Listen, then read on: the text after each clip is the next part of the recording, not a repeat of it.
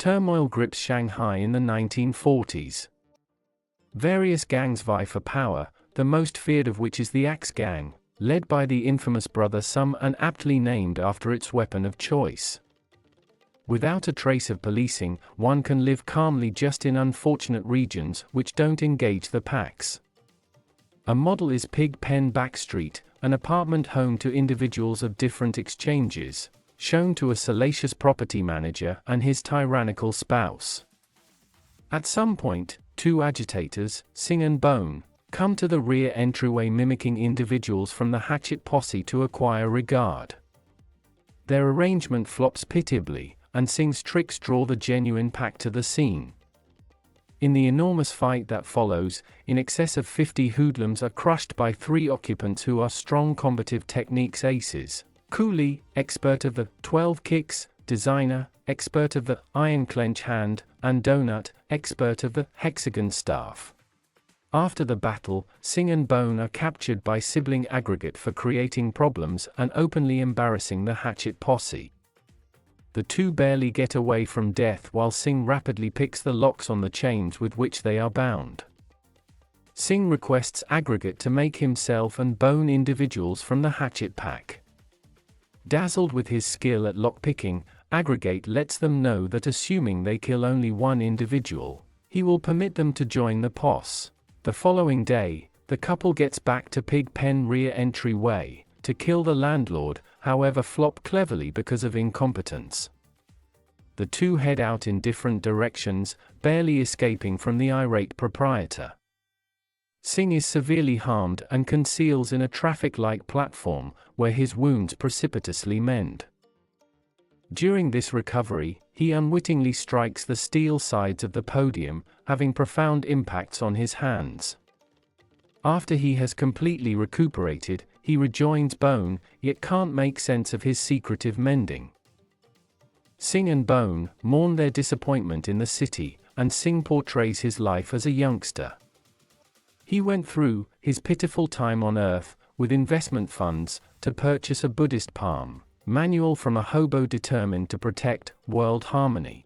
He prepared himself, however, when he attempted to shield a quiet young lady from menaces attempting to take her candy. He was beaten. Sing presumes that heroes always lose and chooses to turn into a crook. In the wake of recounting his story, the pair then take frozen yogurt from a road seller, giggling deranged, as they escape from her on a cable car. Maddened by his group's loss, Brother Sum recruits the Harpists, a couple of gifted professional killers who battle utilizing an otherworldly Guqin. They strike Pig Pen Backstreet around evening time as Coolie, Designer, and Donut are getting ready to leave, having been ousted for alienating the posse. The three are immediately wrecked, provoking the landowner and landlord, uncovered to be kung fu bosses, of considerably more noteworthy ability to mediate. Although the killers and the Axe Gang are driven off, the three evictees experience lethal wounds. Coolie is beheaded, Designer passes on from cut injuries, and Donut passes on from gruff power injury. The landowner and proprietor empty the Pig Pen rear entryway out of worry for their inhabitants' security. The next day, in the wake of being embarrassed and pounded by a representative he had recently estranged, Sing mugs the female frozen yogurt seller from the previous scene. She is uncovered to be the quiet young lady from his experience growing up whom he had pointlessly attempted to safeguard.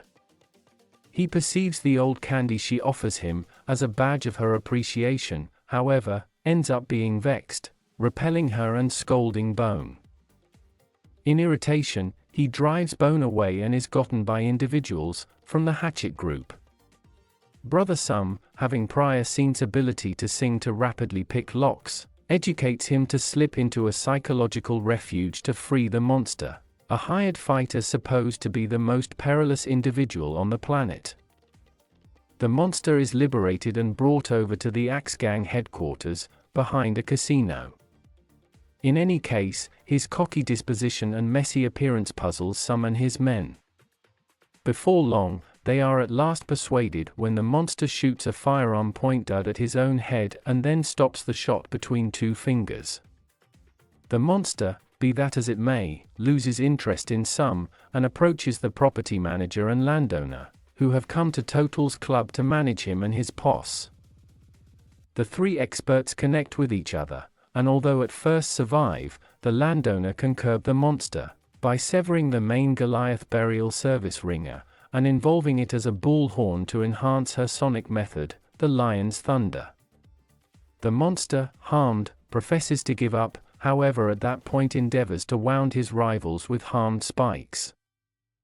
In spite of the fact that he falls flat, the property manager and landowner are compelled to lock their bodies, with his to counter his assault, and every one of the three become unfit to move.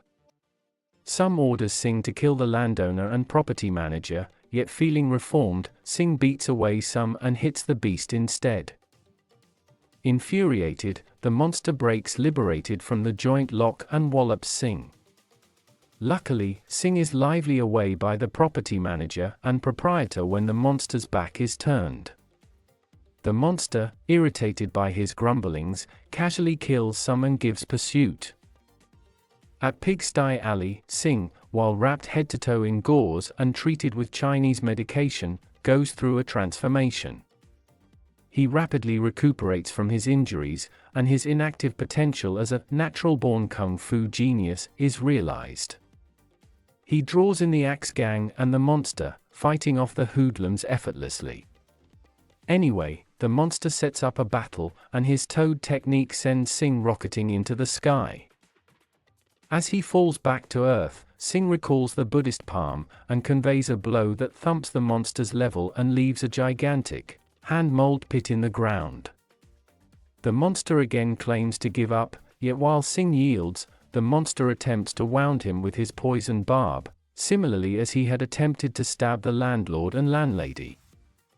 Singh calmly plays out another Buddhist palm strategy, leaving a 3-story opening in the wall of the apartment, in spite of the fact that he purposefully tries not to stir things up around town. Staggered, the monster stays stationary while Singh lets him free from his weapon. The monster, stammering, asks to Singh what kind of procedure he had quite recently performed. Singh offers to teach him, and, sobbing, the monster stoops at his feet and concedes the fight is finished, Singh successfully. Sometime later, Singh and Bone opened a sweet store. At the point when the mute frozen yogurt merchant walks by, Singh goes out to meet her. The two see each other as their young life selves and run joyfully into the shop while certain individuals of Pigsty Alley, including the landowner and landlord, are displayed as typical residents.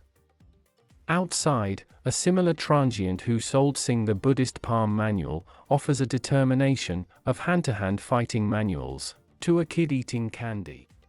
Thank you for watching our movie analysis on Movie Decoder. We hope you enjoyed it. If you liked this video, please give it a thumbs up and subscribe to our channel for more movie analysis and commentary. And don't forget to hit the notification bell to stay up to date on our latest uploads. If you have any suggestions for future movie analysis topics, leave us a comment down below. We love hearing from our viewers and appreciate your support. Until next time, happy watching.